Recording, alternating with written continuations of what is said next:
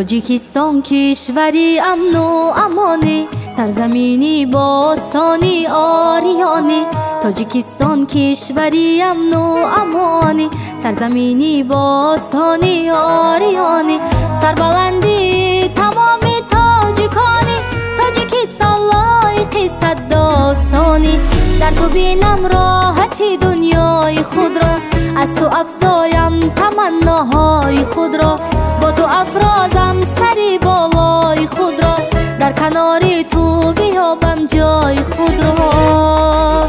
تاجیکستان تاجیکستان تاجیکستان جان و جانان، مادری جان جان و جانان. تاجیکستان تاجیکستان.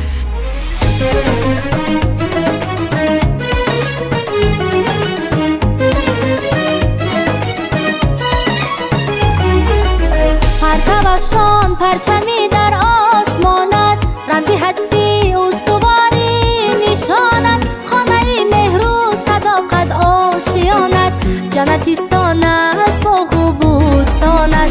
در هوای بی غبارت مشک و عنبر، خاک پاکی سرزمینت بهتر از زر. مهری تو در سینه‌ام چون مهری مادر، ارزشی تو قیمتی با جان برابر. تاجیکستان تاجیکستان تاجیکستان جان و جانان، مادری جان جان و جانان. تاجیکستان تاجیکستان.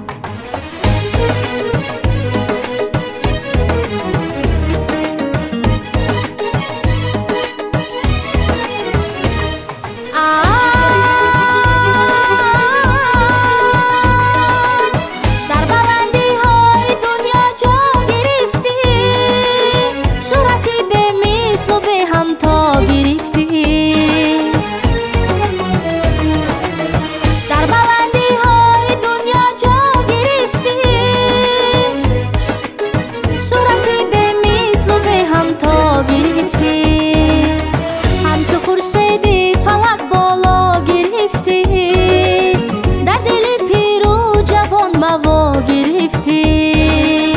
همچو خورشیدی فلک بالا گرفتی، در دل پیر و جوان موا گرفتی. تاجیکستان تاجیکستان تاجیکستان جان و جانان، مادری جان جان و جانان. تاجیکستان مادری جان، تاجیکستان مادری جان. تاجیکستان جان و جانان.